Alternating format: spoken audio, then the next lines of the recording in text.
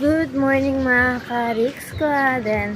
So guys, Lunes ngayon and time check it's 8:54, so magna-9 na.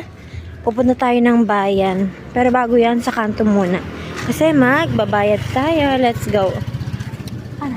Tara.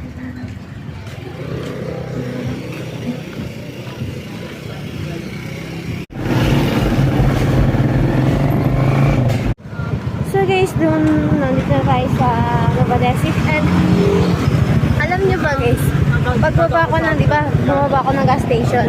Konting lakad lang, may nagtanong na joyride rider. Ako sabi niya, pwede magtanong saan daw yung barangay. Tapos tinanong ko, saan barangay po? Anong barangay? Sabi niya, barangay walang jowa. Wala pa yun si kuya. Ay, kakawit. So yun na nga guys, nandito na tayo sa Novadesic. Ayan siya. Ay, ganda.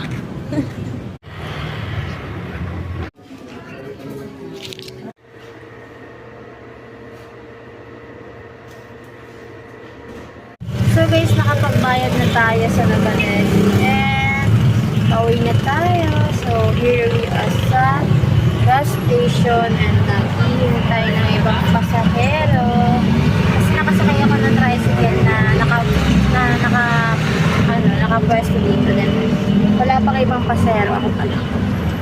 Kaya maghihintay muna ng ibang pasahero. Kaya let's go! Time check, it's 9:50. So, umalis ako ng bahay, mga 8:49, 8:50. So, parang alas 9 na rin. Then ngayon, 9:50 na. So, mga 50 minutes na rin ah. So, let's go. Ito yung ngipin ko.